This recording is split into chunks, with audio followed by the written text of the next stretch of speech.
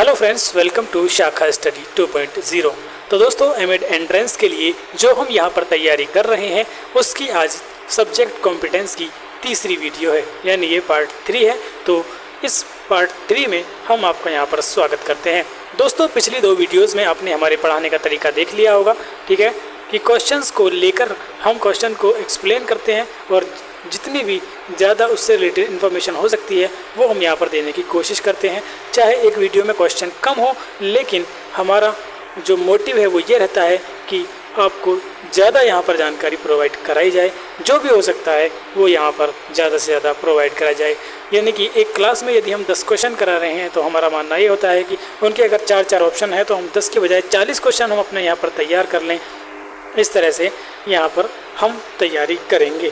इसमें आपके सजेशंस का भी वेलकम है। यदि आप चाहते हैं कि इसी तरह तैयारी कंटिन्यू रखी जाए तो आप बता सकते हैं, या कोई और आइडिया आपके मन में है तो आप उसको भी बता दें, जिससे कि हम अपनी टीचिंग में यहाँ पर कुछ चेंज कर सकें, कुछ इम्प्रूवमेंट कर सकें।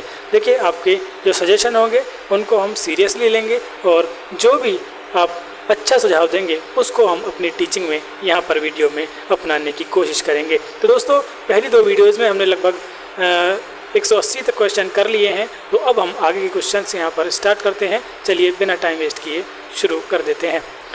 तो आज का हमारा पहला क्वेश्चन होगा क्वेश्चन नंबर 180। ठीक है, ये रहा क्वेश्चन नंबर 180।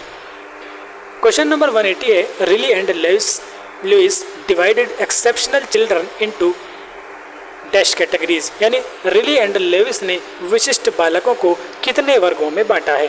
ठीक है, एक्सेप्शनल चिल्ड्रन को कितने वर्गों में बांटा है, तो 4, 5, 6 या फिर 7। तो रिली और लुइस ने एक्सेप्शनल चिल्ड्रन को 6 भागों में बांटा है। कितने भागों में बांटा है? 6 भागों में बांटा है। सी इसका यहाँ पर सही आंसर हो जाएगा। नेक्स्ट क्वेश्चन, निम्नलिखित में से कौन सा निर्देशन के प्रमुख प्रकारों में सम्मिलित नहीं है? Which of the following is not included in the major type of guidance? Personal guidance, educational guidance, vocational guidance और फॉर्मल गाइडेंस। ठीक है, तो देखिए यहाँ पर निर्देशन के प्रमुख प्रकार अब आपको पता होने चाहिए, तभी आप इस क्वेश्चन का यहाँ पर आंसर दे सकते हैं। ठीक है, तो देखिए मैं फटाफट से आपको बता देता हूँ कि जो मुख्य प्रकार होते हैं वो निर्देशन के यानी गाइडेंस के वो 4 होते हैं, जिनमें आपका एक होता है एजुकेशनल गाइडेंस। ठीक है, ये बिल्कुल यहाँ पर सही ऑप्शन है, यानी शैक्षिक निर्देशन। एक होता है आपका वोकेशनल गाइडेंस भी होता है, जी हाँ बिल्कुल सही, वोकेशनल गाइडेंस भी होता है। पर्सनल गाइडेंस भी होता है। ठीक है, और जो आपका चौथा है वो आपका सोशल गाइडेंस होता है, जो कि सोशल गाइडेंस यहाँ पर कहीं नहीं है। और फॉर्मल गाइडेंस नाम का कोई भी ऐसा गाइडेंस यहाँ पर नहीं होता है। तो यहाँ पर नहीं पूछा है, तो नहीं वाले में गलत ही आपका आंसर होगा। तो ऑप्शन डी आपका यहाँ पर करेक्ट आंसर हो जाएगा। चलते हैं question number 182। Which of the following is not a characteristic of normal probability curve?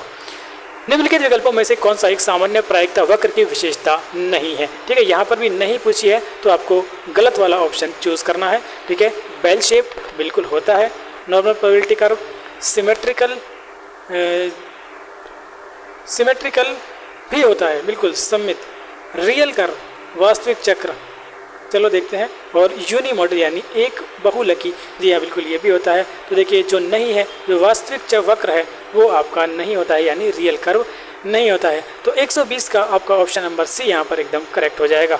ठीक है, नेक्स्ट क्वेश्चन, क्वेश्चन नंबर 183। देखिए इंपॉर्टेंट क्वेश्चन है, ये बार बार पूछ लिया जाता है। नॉर्मल जो आपके कॉम्पिटिटिव एग्जाम्स होते हैं उनमें भी ये क्वेश्चन पूछ लिया जाता है कि आपको क्या बताना है, माध्य, मध्यांक और बहुलक के बीच सही संबंध क्या है, यानी मीन, मीडियन और मॉड के बीच का सही संबंध क्या है, ये आपको बताना है। ठीक है दोस्तों, तो देखिए इसका जो इन तीनों में जो सही संबंध होता है वो होता है आपका बहुलक बराबर। ठीक है, बहुलक बराबर क्या होता है आपका 3 इंटू मीडियन माइनस 2 इंटू मध्य। ठीक है, बहुलक मतलब मॉड। तो mode equal to 3 into median minus 2 into mean, ये होता है। अब देखिए ये कौन सा ऑप्शन है आपका, तो mode equal to 3 into median, ये नहीं है, ये भी नहीं है, जी हाँ ये ऑप्शन नंबर 3 आपका यहाँ पर करेक्ट हो जाएगा।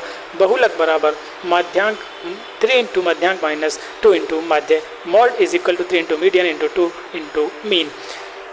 इस फॉर्मूले की सहायता से यदि आपके पास डेटा में 2 डेटा दिए हुए हैं, तो तीसरा आप फटाफट से फाइंड कर सकते हैं। 183 का ऑप्शन सी यहाँ पर आपका सही हो जाएगा।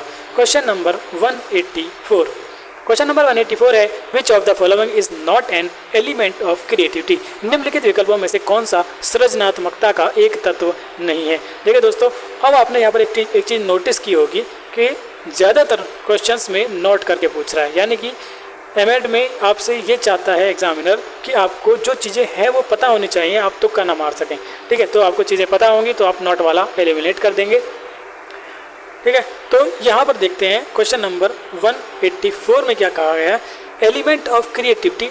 इसने यहाँ पर पूछा है कि इनमें से कौन सा नहीं है। तो जो मेन एलिमेंट ऑफ क्रिएटिविटी होते हैं वो आपके 4 होते हैं। वो कौन कौन से होते हैं? सबसे पहले आपका होता है फ्लुएंसी, जी हाँ बिल्कुल यहाँ पर दिया हुआ है, प्रवाह।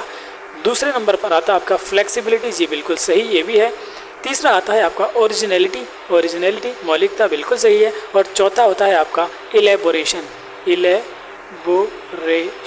ठीक है, इलेबोरेशन, जिसे आप विस्तारण भी कह सकते हैं हिंदी में, विस्तारण, या इसका दूसरा जो नाम है वो आपको विवर्धन भी कह सकते हैं। ठीक है, तो चौथा आपका हेरिडिटी जो है वो नहीं होता है। यहाँ पर गलत ऑप्शन हो जाएगा आपका आनुवांशिकता या हेरिडिटी। क्वेश्चन नंबर 184 का आंसर डी सही हो जाएगा। Next question 185, which of the following is not a level of educational objectives in affective domain given by Krathwohl. Affective domain यानी भावनात्मक पक्ष के शैक्षिक उद्देश्यों का एक स्तर नहीं है, किसके द्वारा प्रतिपादित? क्रेथॉल के द्वारा प्रतिपादित। तो देखिए क्रेथॉल के द्वारा प्रतिपादित जो भावनात्मक पक्ष के स्तर हैं वो कौन कौन से हैं, यहाँ पर देख लीजिए। सबसे पहला है आपका रिसीविंग, ठीक है, नंबर 1, जब लिखा हुआ है तो इसलिए मैं नहीं लिख रहा हूँ, रिसीविंग या ग्रहण करना। नंबर दूसरा है आपका रेस्पॉन्डिंग, अनुक्रिया करना, जी बिल्कुल सही बात है, अनुक्रिया करना। और तीसरा होता है आपका वैल्यूइंग, ठीक है, या अनुमूल्यन, तीसरा होता है आपका ये, बिल्कुल सही है। और चौथा जो है, चौथा होता है आपका ऑर्गेनाइजेशन, चौथा होता है आपका ऑर्गेनाइजेशन, ठीक है। और पांचवा होता है आपका characteristic by value set, characteristic by value set, ठीक है। तो इसमें पूछा है कि कौन सा एक स्तर नहीं है, तो इसमें कहीं भी अंडरस्टैंडिंग आपका नहीं आता है, ठीक है, अवबोध जो है वो आपका नहीं आता है। तो यही आंसर आपका यहाँ पर सही हो जाएगा, क्योंकि ये गलत है और इसने यहाँ पर नहीं पूछा है। जितने भी क्वेश्चन आ रहे हैं सब में नॉट यहाँ पर पूछा जा रहा है, इसलिए आपको टॉपिक जो भी पढ़ रहे हैं उसकी अच्छे से जानकारी होना जरूरी है। अगला क्वेश्चन इंपॉर्टेंट क्वेश्चन, ये सारे कमीशन आपको पता होने चाहिए, ये कभी भी पूछे जा सकते हैं, कहीं भी पूछे जा सकते हैं। यहाँ पर कमीशन दिया है और इनका ईयर दिया है, यानी कि कौन से ईयर में कौन सा कमीशन यहाँ पर आया था। ठीक है दोस्तों, तो क्वेश्चन नंबर 186 में Hunter commission, Sadler commission, Hartog committee और सेप्रू कमेटी सामने लिखा है 1917, 1882, 1934 और 1929। तो देखिए सबसे जो इसमें पहला ईयर है वो है 1882। तो आप यहाँ पर जानते होंगे कि 1882 में कौन सा कमीशन आया था। तो यहाँ पर फटाफट से आप कमेंट में इसका उत्तर दीजिए। तो जो आपका सैडलर कमीशन है, सॉरी जो आपका हंटर कमीशन है, जो आपका हंटर कमीशन है वो आपका 1882 में आया था, ठीक है, 1882 में आया था। उसके बाद दोस्तों कौन सा कमीशन आया, उसके बाद आया आपका सैडलर कमीशन, उसके बाद आया था आपका सैडलर कमीशन 1917 में, ठीक है। उसके बाद हर्टॉग कमेटी जो है वो आई थी आपकी 1928, 1929 में, और उसके बाद जो सेप्रू कमेटी है वो आई थी आपकी 1934 में। तो इस तरह से यहाँ पर आप इन्हें मैच कर सकते हैं, यानी हंटर कमीशन आपका 1982 में, बी सैडलर कमीशन 1917 में, इसका ए हो जाएगा। हर्टॉग कमेटी आपका 1928-29 में आई थी और सेप्रू कमेटी आपकी 1934 में आई थी। तो सी इसका आंसर सही हो जाएगा। 1 का बी, 2 का ए, 1 का बी जिसमें नहीं है, देखिए एक से ही इसका आंसर आ गया 1 का बी। यदि आपको एक भी याद है तो इसका आंसर ये सही हो जाएगा, ठीक है। इस तरह से आपको ये क्वेश्चन यहाँ पर करने हैं। यदि आपको देखिए एक भी आता तो सारा क्वेश्चन यहाँ पर सही हो जाएगा। Next question 187, Acharya Narendra Dev committee 1 and 2 first and second was established respectively in. Acharya Narendra Dev समिति भाग 1 एवं भाग 2 क्रमशः गठित की गई थी, यानी कब गठित की गई थी ये आपको बताना है। तो ये आपकी कमेटी गठित की गई थी। पहला भाग जो था यानी पहली कमेटी जो थी वो आपकी 1939 में, और जो दूसरी कमेटी थी वो आपकी 1952 में गठित की गई थी। ठीक है, तो देखिए दोनों ऑप्शन जिसमें भी होंगे वही आपका सही आंसर हो जाएगा। बिल्कुल ए में दोनों ऑप्शन है, तो यही यहाँ पर आपका सही आंसर हो जाएगा। Question number 188, which of the following is not included in group factors of intelligence given by Thurston in his group factor theory? निम्नलिखित विकल्पों में से कौन सा समूह कारक थर्स्टन द्वारा प्रतिपादित बुद्धि के समूह कारक सिद्धांत में सम्मिलित नहीं है? ठीक है, आंकिक क्षमता यानी न्यूमेरिकल एबिलिटी, रीजनिंग, तर्क क्षमता, डाइवर्जेंट थिंकिंग, अपसारी चिंतन, या फिर मेमोरी यानी स्मृति क्षमता। तो यहाँ पर देखिए 188 में थर्स्टन के प्रतिपादित बुद्धि का समूह कारक सिद्धांत जो है उसमें कहीं पर भी डाइवर्जेंट थिंकिंग यानी अपसारी चिंतन की बात नहीं की गई है।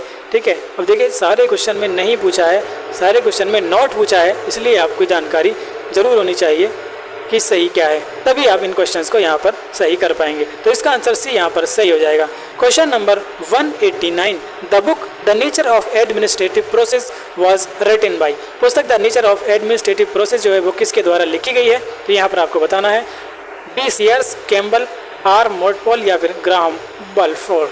तो ये जो बुक है the nature of administrative process ये लिखी गई है दोस्तों बी सीयर्स के द्वारा ये बुक लिखी गई है।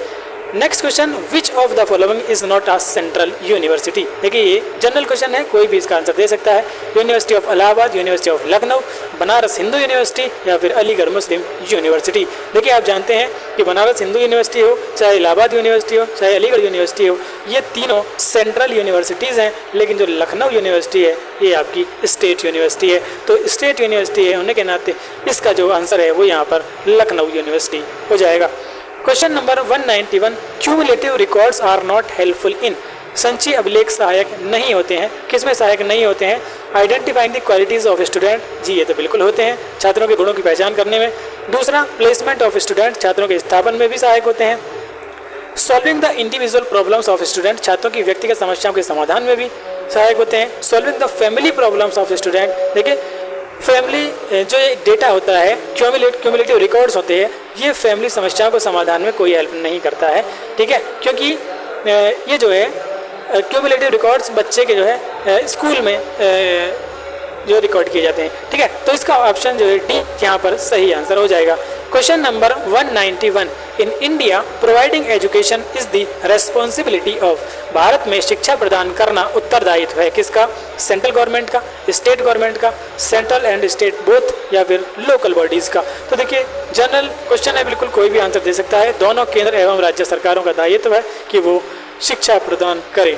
ठीक है, और क्वेश्चन नंबर 193 पर आ जाइए, विच of the following is not true about RTE 2009। निम्नलिखित विकल्पों में से कौन सा एक शिक्षा का अधिकार अधिनियम 2009 के संबंध में सत्य नहीं है? देखिए कोई क्वेश्चन अभी तक ऐसा नहीं आया है जिसमें पूछा है कि है, सब में नहीं पूछ रहा है, यानी कि एक गलत देगा तो और वो गलत आपको पता होना चाहिए कि वो गलत कौन सा है। Elementary education is a fundamental right, जी बिल्कुल ये RTE 2009 में है। दूसरा, कॉर्पोरल पनिशमेंट इज बैंड, शारीरिक दंड को पूरी तरह से इसमें निषेध कर दिया गया है। Elementary education is free and compulsory, ये भी RTE इसकी भी बात यहाँ पर करता है। डी है ऑप्शन है आपका, teacher student ratio should be 135 for primary level and 130 for upper primary level. यहाँ पर कहा है कि शिक्षक और टीचर और स्टूडेंट का जो रेशो है, टीचर और स्टूडेंट का जो रेशो है वो प्राइमरी लेवल पर 135 और अपर प्राइमरी लेवल पर 130 होना चाहिए। तो दोस्तों ये जो ऑप्शन है ये यहाँ पर इन्होंने गलत दिया है, क्योंकि ये उल्टा लिख दिया है। इसका जो रेशो है वो क्या होना चाहिए आपका? देखिए प्राइमरी लेवल पर तो ये रेशो आपका 130 होना चाहिए और अपर प्राइमरी लेवल पर ये 135 होना चाहिए। इसका मतलब क्या है? इसका मतलब ये है कि एक टीचर पर 30 बच्चे और एक टीचर पर 35 बच्चे अपर प्राइमरी लेवल पर, और ये है आपका प्राइमरी लेवल पर। तो ऑप्शन डी जो है इसका ये यहाँ पर गलत दिया हुआ है, तो यही इसका यहाँ पर आंसर सही हो जाएगा।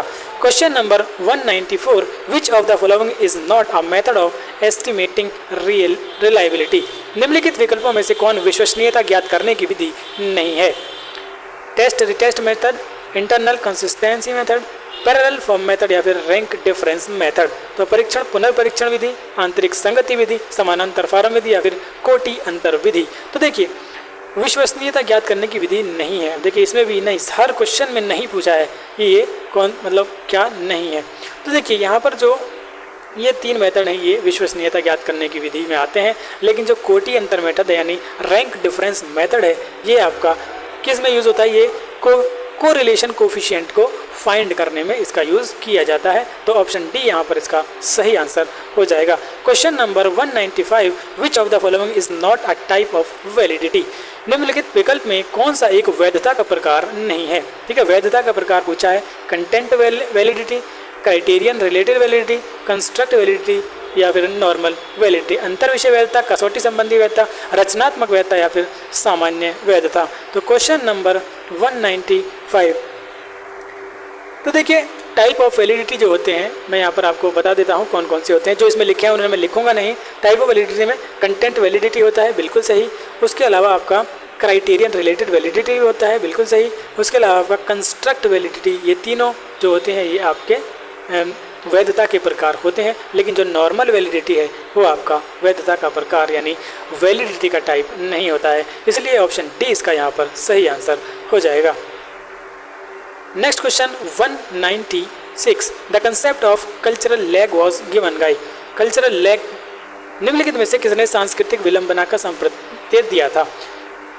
ऑटवे, दुर्खीम, विलियम एफ ऑकबर्न या फिर महात्मा गांधी। ठीक है, यहाँ पर भी सेम ही नाम है हिंदी इंग्लिश में। तो कल्चरल लैग, सबसे पहले तो आपको ये पता होना चाहिए कि कल्चरल लैग होता क्या है। तो कल्चरल लैग बताने से पहले दोस्तों मैं आपको बताना चाहता हूँ कि हमारा जो पहला चैनल था वो यूट्यूब ने डिलीट कर दिया, जिस पर 10,382 सब्सक्राइबर्स थे उस टाइम जब मैंने लास्ट टाइम चेक किया था। यानी अब तक अगर वो चैनल रहता तो वो 10,500 से ऊपर उस पर सब्सक्राइबर्स हो जाते, क्योंकि वो 3 मई को हमारा चैनल डिलीट कर दिया गया। ठीक है, जिस पर एमएड की भी लगभग 150 वीडियोज़ थी, 150 प्लस वीडियोस थी एमएड में, जिसमें प्रीवियस ईयर क्वेश्चन पेपर्स थे, अलग से वीडियोस भी थी। उसके अलावा मेंटल एबिलिटी यानी रीजनिंग की बहुत सारी वीडियोस थी, हिंदी की भी थी और कुछ इंग्लिश की भी वीडियोस हमने एमएड एंट्रेंस की प्रिपरेशन के लिए अपलोड की हुई थी। दोस्तों मैं पिछले 3 सालों से यहाँ पर तैयारी करा रहा हूँ एमएड एंट्रेंस के लिए। तो जो मटेरियल था वो काफ़ी सारा इकट्ठा हो चुका था, लेकिन वो सारा मटेरियल चैनल और उसकी जितनी भी वीडियोज़ थी वो सब डिलीट हो चुकी हैं। इसलिए इस चैनल पर हम अब दोबारा से ये कंटेंट अपलोड कर रहे हैं। तो मेरी आपसे रिक्वेस्ट है कि आप चैनल को सब्सक्राइब जरूर कर दें और अपने दोस्तों के साथ शेयर करें, क्योंकि अगर आप हमें मोटिवेट करेंगे तो हम ज़्यादा से ज़्यादा कंटेंट आपके लिए लाएंगे और आपकी तैयारी की गारंटी हम यहाँ पर ले लेंगे। देखिए यदि सब्सक्राइबर्स थोड़े ज़्यादा हो जाएंगे तो फिर लाइव स्ट्रीमिंग स्टार्ट हो जाएगी। अभी लाइव स्ट्रीमिंग का ऑप्शन ओपन नहीं हुआ है हमारे चैनल पर। जब लाइव स्ट्रीमिंग का ऑप्शन ओपन हो जाएगा तो फिर वीडियो कितनी बड़ी हो जाए हमें कोई फ़र्क नहीं पड़ेगा। जब तक आपका मन करेगा हम पढ़ाते रहेंगे और आप पढ़ते रहेंगे। इसलिए आप वीडियो को शेयर करके दोस्तों से अपील करें कि वो चैनल को सब्सक्राइब कर लें। चलिए दोस्तों देखते हैं अब कल्चरल लैग क्या है। तो कल्चरल लैग क्या होती है, यहाँ पर देखिए कल्चरल लैग का जानना आपका ज़रूरी है। ये होता है concept of conflict between technology and society. ठीक है, अब इसको समझ लीजिए, conflict between technology and society. एक तरह से इसको आप इस तरह से समझ सकते हैं कि जैसे जैसे ज़माना मॉडर्न होता जाता है, ठीक है, तो कुछ लोग हैं जो मॉडर्न चीज़ों को अपना लेते हैं, ठीक है, उनके साथ अपने आप को ढाल लेते हैं। लेकिन कुछ लोग होते हैं जो मॉडर्नाइजेशन को नकार देते हैं।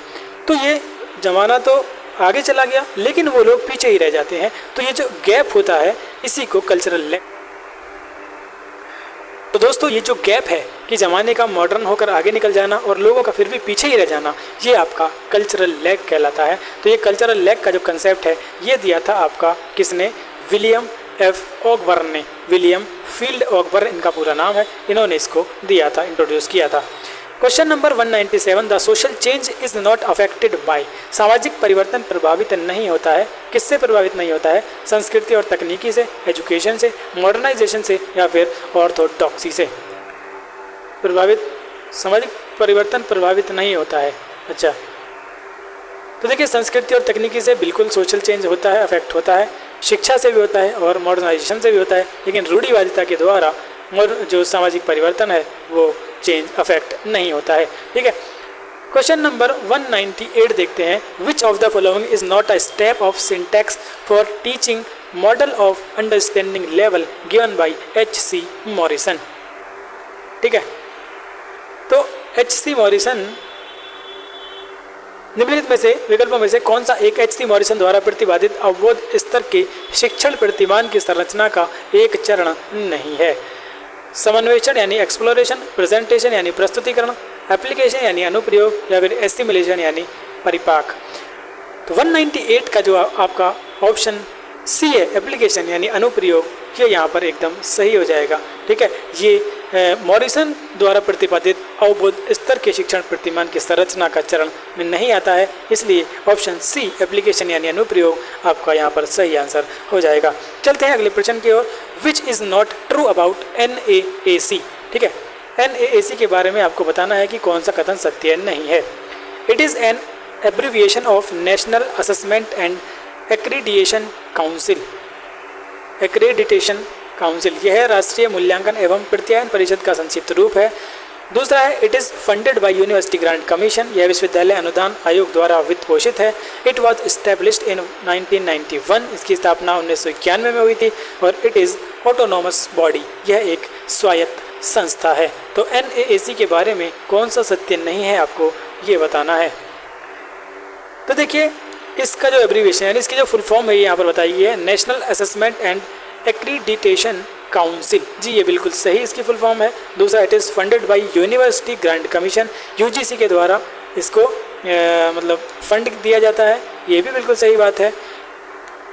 और इट वॉज इस्टेब्लिश्ड इन 1991, 1991 में नहीं दोस्तों, इसकी जो स्थापना थी, इस्टेब्लिशमेंट है, वो 1994 में हुआ था। कब हुआ था? 1994 में। तो ये यहाँ पर गलत चीज़, मतलब गलत ऑप्शन है, गलत दिया हुआ है। तो जो 199 का आंसर हो जाएगा वो आपका सी यहाँ पर सही हो जाएगा, क्योंकि ये गलत है और यहाँ पर गलत ही पूछा है। Next question, question number 200। API is the abbreviation of, यानी API का किसका संक्षिप्त रूप है? कहने का मतलब ये है कि API की यहाँ पर आपसे फुल फॉर्म पूछी है। Academic performance index, academic performance indicator, academic progress index या फिर एकेडमिक प्रोग्रेस इंडिकेटर। तो API की जो सही फुल फॉर्म है दोस्तों वो क्या है? API की सही फुल फॉर्म है आपकी एकेडमिक परफॉर्मेंस इंडिकेटर।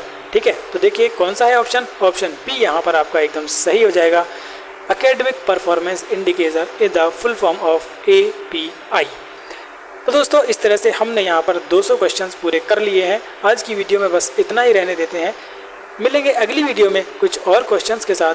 तब तक के लिए बाय बाय। यदि आपको कोई सजेशन है तो कमेंट में ज़रूर बताएं, यदि कोई गलती है तो उसको भी बताएं और अगली वीडियो में हम उसको सही करने की कोशिश करेंगे। तब तक के लिए बाय बाय।